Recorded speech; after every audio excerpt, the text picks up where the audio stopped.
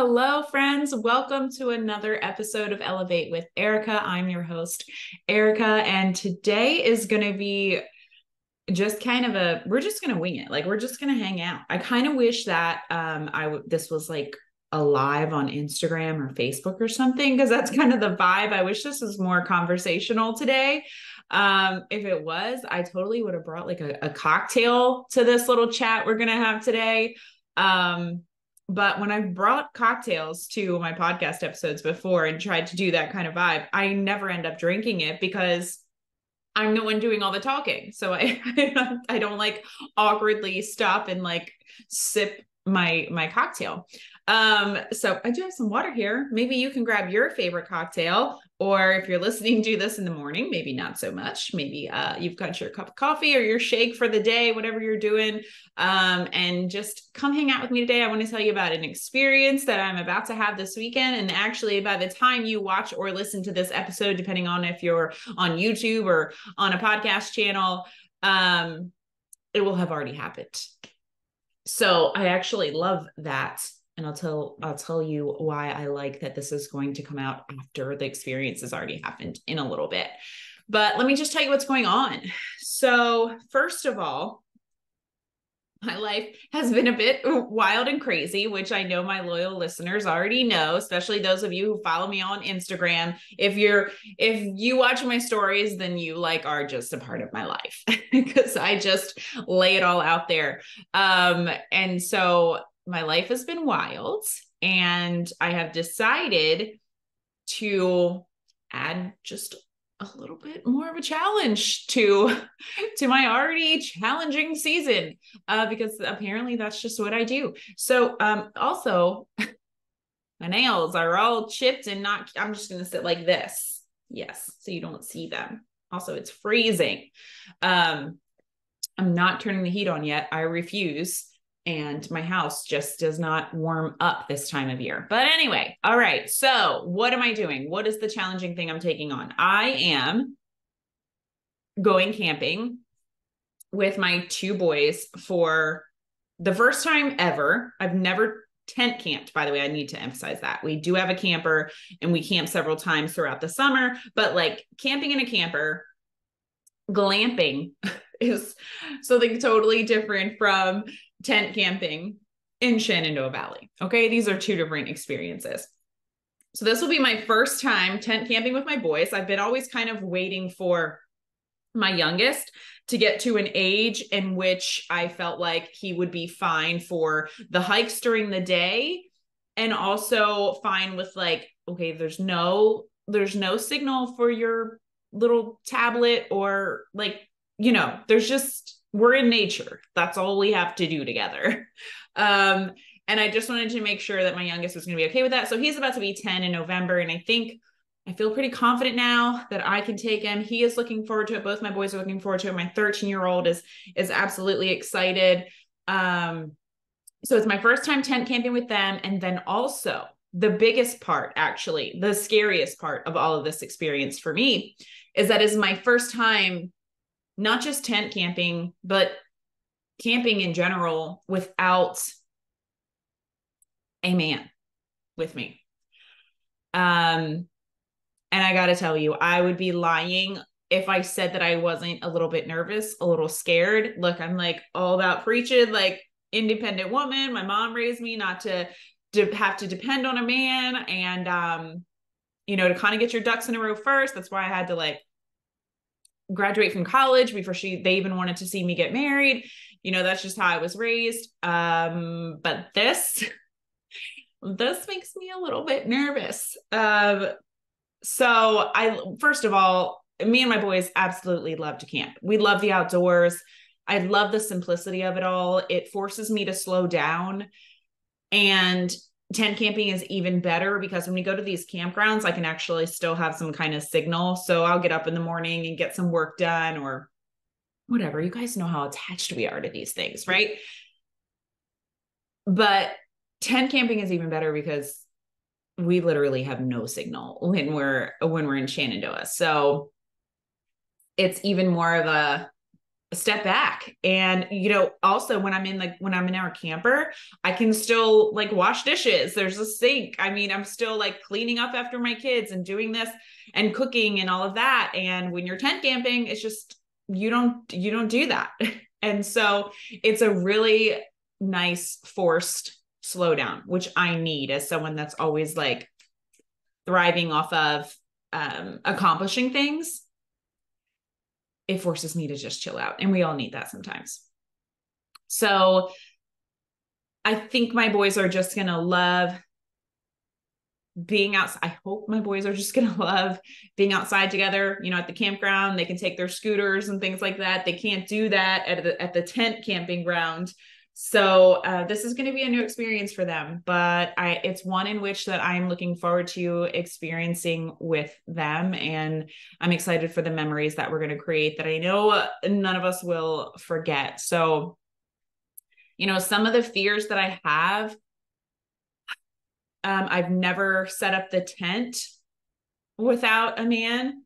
I've never started a fire ever. I do grill at home in our big gas grill. So I'm thinking that I can probably figure out a mini gas grill. I mean, it can't be, but so different, right? I'm honestly more concerned about the fire. The lows at night are like, I think 40s, 50s. The weather keeps kind of changing.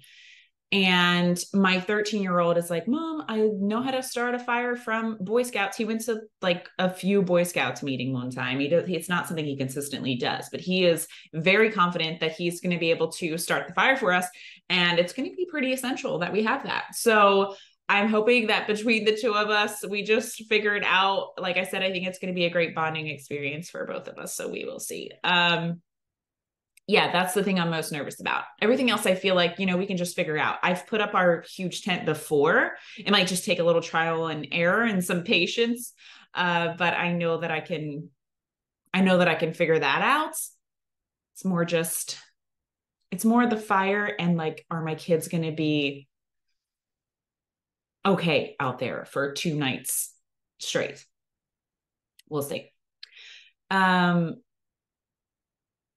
But yeah, I've been preparing our list, preparing our camping list of things to pack. And it's one of the things that I highly recommend. So whether we're in my tent or whether we're in our camper, I always create this document that I keep on my computer of an ongoing list of things that we want to take with us to help me just not forget things.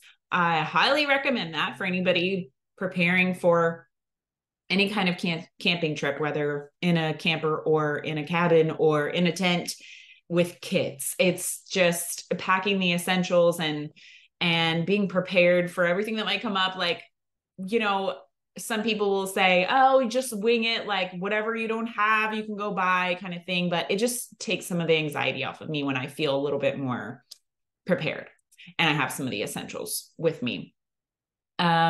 So the campground was like $30 a night. And then to get into Shenandoah is a national park. So to get into that, you have to pay $30 and that's good for a week. So we're good there.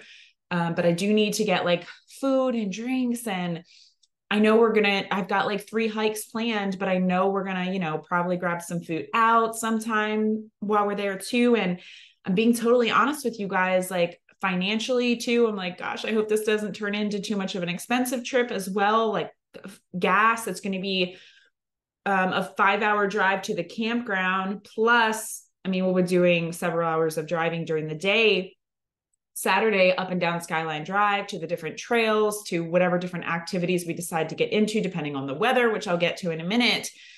But absolutely affording the trip and trying to budget and trying to plan food and activities that are reasonable is something I've been struggling with too, because I want to experience this with them, but I've always split the expenses with another adult. And now it's just me and my 2 boys. And so it's a little bit scary, not going to lie. But like I said, I'm just in all of these areas, I feel like the only way to learn, the only way to conquer all the fears I have surrounding this trip, all my anxieties and worries, is to just go through it. And then next year, when we do this again together, it'll be easy breezy, right? But I just got to get through this initial time, and I don't want to rob my kids of the experience because I'm fearful to even try.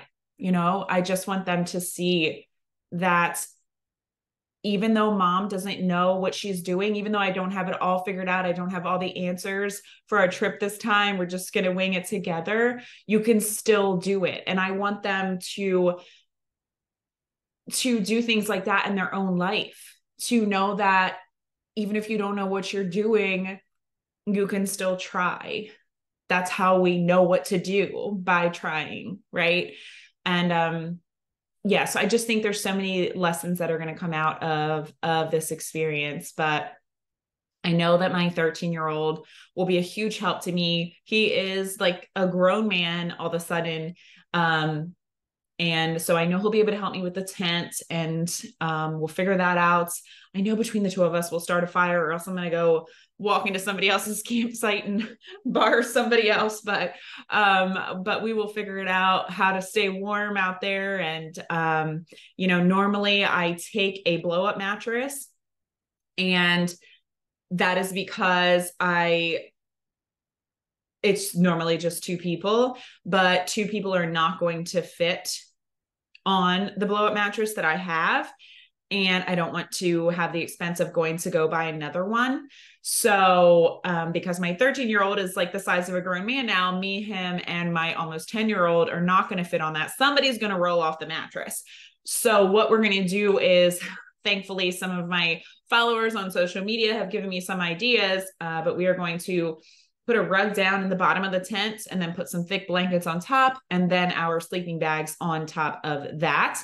And so hopefully that keeps us plenty warm. I mean, even when I was going before with a blow up mattress and this 2-person sleeping bag that's meant for like freezing temperatures, I still was sleeping in a hoodie and sweatpants. So, I mean, I know that I'm going to be sleeping with a lot more clothes on than I would if I was at home.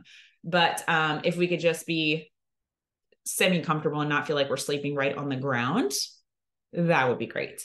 Because also something else that we're navigating is on Saturday, it is supposed to rain like quite a bit. There's some kind of storm like moving across the US. And of course, the timing is on Saturday is when it's going to kind of cross over the area in which we will be staying.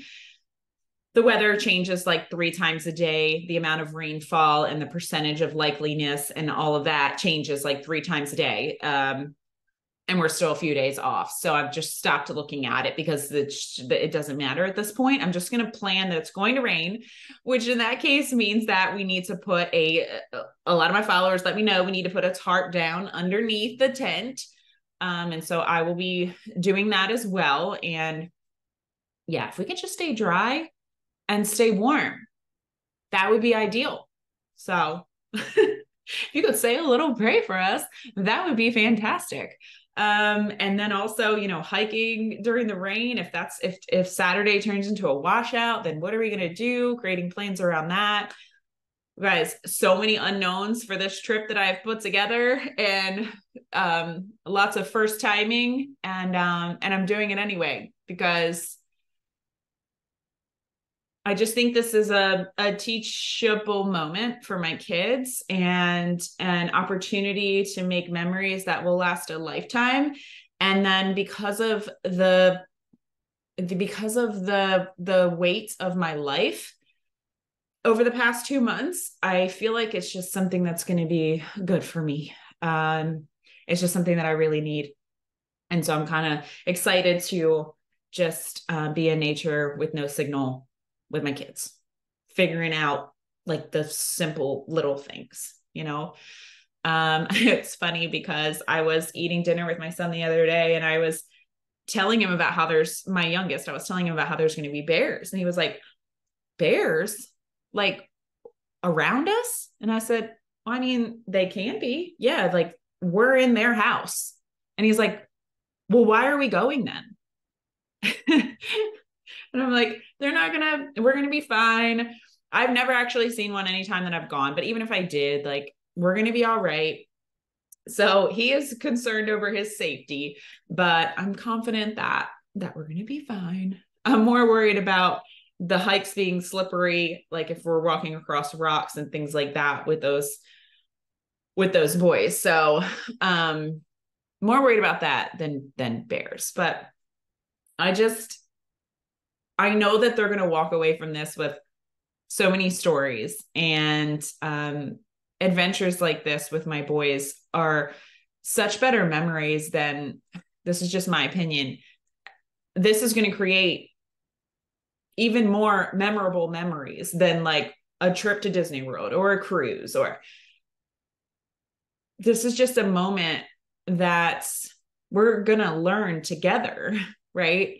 And that's what I'm excited about. So lots of pictures to come of that as well. And then I'm sure in my next podcast episode, I'll talk a little bit more about this experience, or maybe I'll just do like a mini mindset thing, to just share quickly my experience after this has all happened. But I just hope that me sharing what I'm about to do and me sharing what my experience is once this is done, I just hope that it encourages you to take your own steps towards the unknown. And I've been doing that so much in my life lately. If you're following my stories, you know, if you've been a loyal listener, then you know I'm taking so many steps towards the unknown. And this is just another one in this season of my life. Apparently, this is what 2023 has turned into for me. Steps towards adventure and growth, and just figuring it out as you go, not having to have all the answers before you go. I just need this. And I was just talking to someone today and just saying how much of a rut that I felt like I was in because of the weight of life, like I said, over the past couple months. And it's put me in this, like, I'm trying to do what I need to do to get by each day, to just keep functioning through the pain and figure out how to grow through this season, and knowing that this too shall pass, right? But because I'm just kind of waking up and trying to go through the motions just to get out of bed every day, it's got me in kind of a rut of like, okay, like, you need to shake up your life a little bit, right? Like, you need to do something different if you want different. And that is what I'm hoping this experience is going to be for me. I'm pretty confident that it will be. The quickest way to conquer your fear, the quickest way to conquer my fear surrounding this trip, is by doing the thing that you fear to do. And so I could sit here and let my fear stop me from going. I could keep Googling all of the answers, right? All of the finding YouTube videos that tell me how to do everything. Or I could just do, because all that's going to do is postpone the experience, or rob my boys of the experience altogether, rob me and my boys of the experience altogether. And doing these things is how we grow, but it's also how we find out how strong that we already are right now. Like, I feel like a lot of people, and I too have said it, doing the things we're scared of is how we grow. A lot of people say that, right? But even without growth, we don't even realize how strong we are right now in this moment, because we're not challenging ourselves to find out, because we're too busy trying to find out all the answers first. And I'm going into this experience without all the answers intentionally, because I need to remind myself, especially in the season of life that I'm in, exactly how strong I am and how capable I am and how resourceful I am. Because I've gotten kind of lost the past several years, kind of relying too much on someone else. And I forget that there is a very strong, independent woman in here who's been through a lot of crap and already started her life over once, lost everything, started over, and figured it out. I got to remind myself that she's in there. And I know that I'm going to leave this experience being reminded of that. Because the truth is that life gets boring when you stay within the limits of what you already know. And that's where I've been. And I'm ready to do something different because I want different for my life. I tend to feel that your fears are a direction of what you should head towards. And I know that you might be thinking, okay, Erica, if there's like a black bear this weekend, don't run towards it. I'm not planning on that. It's not what I mean. But if there's something that you're scared to do, you know you're not going to die, right? I think you should try it. Challenge yourself. Because even if you fail, that's not dying. You tried, right? You gave yourself that experience. Experience is knowledge. You must do the thing you think you cannot do. So what I'm hoping by sharing about what I'm getting ready to do this weekend and what I'm hoping this episode kind of does is to inspire and empower you, specifically mothers in this scenario, who may have similar fears or hesitations about embarking on things. Maybe it's outdoor adventures, or maybe it's something else that you've always done with a male companion. I think it would be really cool if you tried to do it by yourself once. I think it would be amazing if, out of my experience trying this, and maybe you'll need to wait to my little mini episode I do after this, sharing my experience, to make sure I survived it before you then decide that you're going to try to do the same thing. But I hope that it inspires you to just go before you're ready. Try to do something on your own that you've always relied on someone else for. Just see what you're capable of. And something else that I'm doing right now, along not kind of similar lines, doesn't have anything to do with outdoor adventures, but it does have something to do with doing something before I know what the hell I'm doing. All right. And that is, I want to create a journal. And this is because of how my life has been over the past,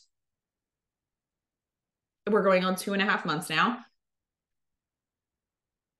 I have been relying on something to get me out of bed every day. And that's the idea behind this journal. All right. So tentatively, the name of this journal is going to be Driver's Seat Journal. Nobody steal that. Okay. Driver's Seat Journal. And this was born out of like I said, this challenging season in my life that I'm in, where I'm overwhelmed with heartache and mental and emotional exhaustion, to the extent that getting out of bed and facing the day is a struggle for me many, many mornings. In this difficult period, I have found joy and motivation in a morning routine that I established 7 years ago. And this routine has become a catalyst that compels me to throw the covers off and rise again each day. Despite the mornings that I wake up filled with worry, and literally, like, the moment my eyes open, there's been so many mornings when I just want to cry. So the concept of being in the driver's seat represents having a sense of control and purpose and direction in your life, even amidst adversity. And it symbolizes your ability to navigate and steer your own course, to make choices and take actions that shape your day, regardless of the challenging circumstances that are surrounding you. This empowerment became my lifeline, allowing me to face each day with determination and ultimately helping me to survive this hard season one day at a time. I recognize the impact that this morning routine has had on my ability to face the day and regain control over my life. And I was inspired to create the driver's seat journal as a means of extending the support to others. So this journal is designed to serve as a source of hope and motivation and empowerment for anyone who may be going through a challenging season, struggling to find their way, or seeking to reclaim their sense of purpose and control. My vision for the driver's seat journal is to provide a daily tool that individuals can look forward to utilizing each morning, irrespective of whether they are navigating a difficult or beautiful season in their life. This journal is a space where I want people to be able to start their day with intention, consciously placing themselves in the metaphorical driver's seat of their lives. It's going to offer a platform for reflection and goal setting. And it's just going to be a reminder that you have the power to steer your life in a direction that aligns with your desires, values, and aspirations, because I have needed that reminder every single day that I've opened my eyes since it feels like the rug got ripped out from under me on July 29th.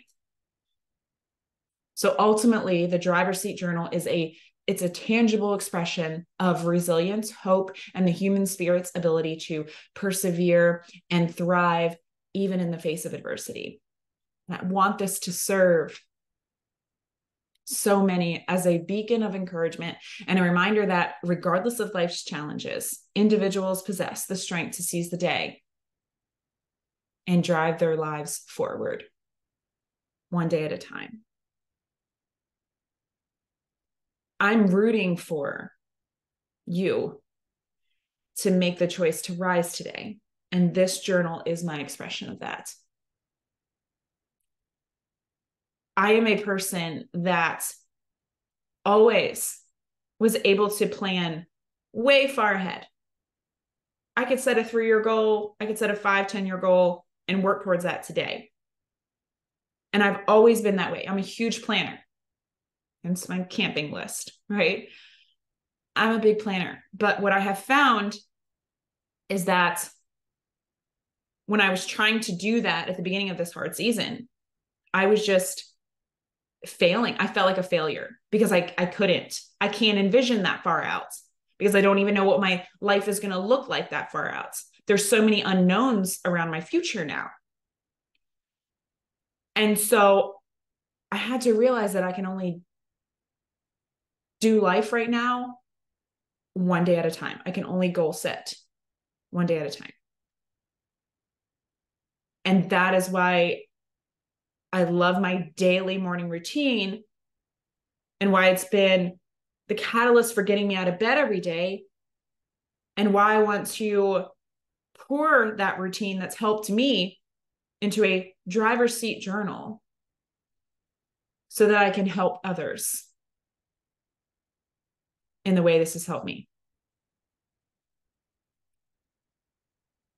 You gain strength, courage, and confidence in every experience in which you really stop to look fear in the face. And yes, it's crossed my mind when I've been tossing around ideas for this journal that it's going to be stupid. No one's going to like it. No one's going to want to buy it. It's not going to help anyone. People are going to think it's ridiculous. Why would they want to buy a journal from somebody who doesn't even have her shit together? My life is a mess right now. Yes. But I'm doing this anyway because in sharing so much of my experience and what I've been going through in my life over the past couple months, I've gotten a lot of DMs from people who aren't so forward facing with their problems, telling me that seeing my stories in the morning gets them out of bed. And that's who I'm creating this journal for. They are all that matters to me. And I can't let the fear of what the people who this journal is not for might think about me. I can't let that fear stop me from helping the people that it is intended for. It probably won't be perfect. First thing I've ever published. It doesn't mean it won't help people. I've been showing up imperfectly for 2.5 months. And I have countless messages of the people that I'm helping daily, created countless new connections and friendships because I've been willing to share my own struggle and share how I'm just choosing to continue in the face of adversity. And I know this journal is just going to be an extension of that. And so I want to close with this. I have created a survey of sorts because I want your help in creating this journal. Look, how many people have like 10 journals that you never totally fill out? There's probably some behind me that you never totally fill out. I don't like the journals that start with like 20 pages of like, write all these paragraphs about what you want in your life 3 years from now, yesterday, 10 years from now. I don't like all these prompts. What are all your weaknesses? What are all your strengths? Like when I buy journals like that, they end up sitting somewhere getting dusty because I realize that to even start the journal, I have to write a book, it feels like. And so I never get to it. I just don't like journals. Like there's pieces of journals that I don't love. And then there's pieces of journals that I love, but the problem is that I love this about this journal. I love that about this journal. I have 3 books now that I'm trying to carry everywhere. And then I never finish any of them. Right. So what I want your help with is condensing all of this, everything that I love and every journal that I've ever had, everything that I didn't like, and figuring out what I want to pour into this journal, what the driver's seat journal's intention is, and what I want it to have to help the most people that I can, and have it be a journal that people actually finish to completion and want to grab another one when they're finished with it. So I want your help in doing that. I want your opinions and your ideas. So I've created, like I said, a survey, and I'm going to put the link in the show notes for you to go complete that. It's literally takes you less than probably 2 minutes to complete the survey. It's very, very basic and simple, but it's just getting your opinion on some ideas that I already have. And it also lets you kind of get your say in what kind of cover should it have, how many months should it cover, what kind of binding should it have. So that kind of stuff too, but also just get your opinion on the ideas I have for the sections to include. I so appreciate your help, you guys. I'm excited to embark on a couple scary things before the end of 2023. I hope to have this journal out and ready to publish. And I hope that I survive this camping trip with my boys this weekend and don't get eaten by a bear. So yeah. Please go push that link and vote in that survey. And if you think that anyone else would connect with this episode or this podcast as a whole, I would so appreciate if you would take the time to share this with a friend or in your social media today. And as always, if you could take the time to go leave a rating and review, that's how we get this podcast in front of more people. And I so appreciate you and the time that you've given to come hang out with me today. All right, you guys, until next episode.